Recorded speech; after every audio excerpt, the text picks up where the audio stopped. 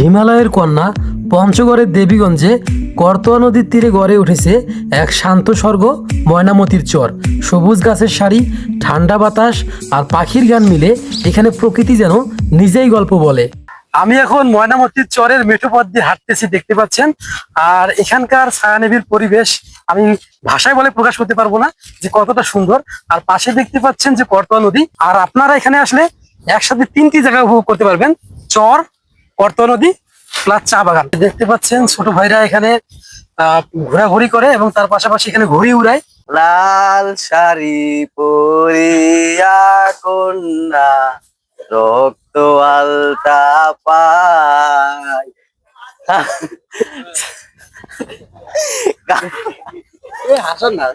ময়নামতির চরে সবাইকে স্বাগতম। আসসালামু আলাইকুম, কেমন আছেন সবাই? বাংলাদেশের উত্তর সীমান্তবর্তী জেলা হচ্ছে পঞ্চগড়, যাকে সবাই চেনে হিমালয়ের কন্যা নামে। এই জেলার দেবীগঞ্জ উপজেলায় করতোয়া নদীর তীরে গড়ে উঠেছে ময়নামতি চর, যা এখন ধীরে ধীরে ভ্রমণ প্রেমীদের নতুন আকর্ষণ হয়ে উঠেছে। চরের নাম শুনলেই মনে হয় হয়তো বালুর কোনো স্তর, কিন্তু এখানে আছে সারি সারি গাছ, ছায়ানিবিড় পরিবেশ আর প্রকৃতির এক অপরূপ শান্তি। তো চলুন আজকে আমরা এই ময়নামতির চর পুরো ঘুরবো এবং আপনাদের প্রাকৃতিক যে সৌন্দর্য সেগুলো তুলে ধরার চেষ্টা করব। ময়নামতির চর মূলত করতোয়া নদীর তীরে গড়ে ওঠা একটি প্রাকৃতিক সৌন্দর্যময় এলাকা। একসময় এই জায়গায় ছিল অনেকটাই নিরিবিলি আর অপরিচিত, কিন্তু সময়ের সাথে সাথে এখানকার সৌন্দর্য মানুষের নজর কাড়তে শুরু করে। করতোয়া নদী উত্তরবঙ্গের একটি ঐতিহাসিক নদী। এই নদীকে ঘিরে গড়ে উঠেছে বহু জনপদ, বহু মানুষের জীবন ও জীবিকা। আর সেই নদীর তীর ঘেঁষেই আজকের এই ময়নামতির চর।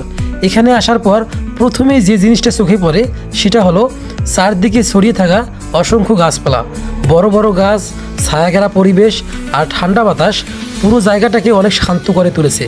শহরের কোলাহল থেকে দূরে এসে কেউ যদি কিছুটা সময় প্রকৃতির মাঝে কাটাতে চায় তাহলে এই জায়গাটা হতে পারে দারুণ একটি গন্তব্য। বিশেষ করে বিকেলের সময় এখানে অনেক মানুষ ঘুরতে আসে। বন্ধুদের আড্ডা, পরিবার নিয়ে ঘুরতে আসা কিংবা ছবি তোলার জন্য জায়গাটি বেশ জনপ্রিয় হয়ে উঠেছে। আমি এখন ময়নামতির চরের মেঠো পথ দিয়ে হাঁটতেছি, দেখতে পাচ্ছেন। আর এখানকার ছায়ানিবিড় পরিবেশ আমি ভাষায় বলে প্রকাশ করতে পারবো না যে কতটা সুন্দর। আর পাশে দেখতে পাচ্ছেন যে করতোয়া নদী। এখানে আসলে আপনি করতোয়া নদীর যে মনোমুগ্ধকর সৌন্দর্য সেটা উপভোগ করতে পারবেন। এবং তার পাশাপাশি এখানে এই যে দেখেন বসার একটা জায়গা রয়েছে। এখানে আপনি নদীর সাইড দিয়ে পুরো যে ময়নামতি চর আছে সেখানে বসার জন্য স্থান দেওয়া হয়েছে। এখানকার জায়গাটা জাস্ট অসাধারণ। আর এই চরের সবচেয়ে আকর্ষণীয় অংশ হলো বড় বড় রঙিন অক্ষরে লেখা আই লাভ দেবীগঞ্জ। দূর থেকে দেখলে মনে হয় জায়গাটা যেন দেবীগঞ্জের পরিচয় বহন করছে। অনেক দর্শনার্থী এখানে এসে ছবি তোলে, ভিডিও করে আর সুন্দর সময় কাটায়। বিশেষ করে সোশ্যাল মিডিয়ায় এই জায়গার ছবিগুলো এখন বেশ জনপ্রিয়। এখানে দাঁড়িয়ে চারপাশে তাকালে মনে হয় প্রকৃতি যেন নিজের সৌন্দর্য উজাড় করে দিয়েছে। একদিকে করতোয়া নদীর শান্ত প্রবাহ, অন্যদিকে সবুজ গাছপালা, সব মিলিয়ে অসাধারণ একটি পরিবেশ। করতোয়া নদীর বাতাস এই জায়গাটাকে আরও বেশি প্রাণবন্ত করে তোলে। নদীর পাশ দিয়ে হাঁটলে এক ধরনের প্রশান্তি অনুভব করা যায়। বর্ষাকালে নদীতে যখন পানি বেড়ে যায় তখন পুরো এলাকার সৌন্দর্য আরও কয়েক গুণ বেড়ে যায়। আবার শীতের সময় এখানকার আবহাওয়া অনেক মনোরম থাকে। প্রকৃতিপ্রেমীদের জন্য এই জায়গাটা সত্যি বিশেষ কিছু, কারণ এখানে কৃত্রিমতার চেয়ে প্রকৃতির ছোঁয়াই বেশি অনুভব করা যায়। শুধু ঘুরে বেড়ানো নয়, অনেকে এখানে এসে ভিডিও কন্টেন্ট তৈরি করে। বিশেষ করে ইউটিউব এবং ফটোগ্রাফারদের কাছে জায়গাটি এখন বেশ পরিচিত। এই যে দেখতে পাচ্ছেন ছোট ভাইরা এখানে ঘোরাঘুরি করে এবং তার পাশাপাশি এখানে ঘুড়ি উড়ায়, দেখতে পাচ্ছেন। তোমরা আজকে ঘুড়ি উড়াইছো? উড়াবো এখন। একটা উড়াইছো, চলে গেছে। আর এই জায়গার আরেকটি বড় আকর্ষণ হলো এখানকার চা বাগান। দেবীগঞ্জের চা বাগানগুলো এখন উত্তরবঙ্গের সৌন্দর্যের একটি গুরুত্বপূর্ণ অংশ। সবুজে ঘেরা এই চা বাগান দূর থেকে দেখলে মনে হয় যেন সবুজ কার্পেট বেছানো হয়েছে। সারি সারি চা গাছ আর মাঝখানে দাঁড়িয়ে থাকা বড় বড় গাছ পুরো পরিবেশটাকে আরও বেশি সুন্দর করে তোলে। চা বাগানের ভেতরে হাঁটলে এক ধরনের শান্ত অনুভূতি কাজ করে। চারপাশে শুধু সবুজ আর পাখির ডাক, সত্যি অসাধারণ একটি পরিবেশ। দেবীগঞ্জের এই চা বাগান এখন পর্যটকদের কাছে বেশ জনপ্রিয় হয়ে উঠেছে। বিশেষ করে যারা প্রকৃতি ভালোবাসেন তাদের জন্য জায়গাটা অনেক বেশি উপভোগ্য। ময়নামতির চর, করতোয়া নদী আর চা বাগান এই তিনটি জিনিস মিলেই জায়গাটিকে করেছে আরও বিশেষ। ময়নামতির চর আর করতোয়া নদী ঘোরা শেষ করে তার পাশেই আমরা চলে আসলাম চা বাগানে। এখানকার ভিউটা দেখেন জাস্ট অসাধারণ।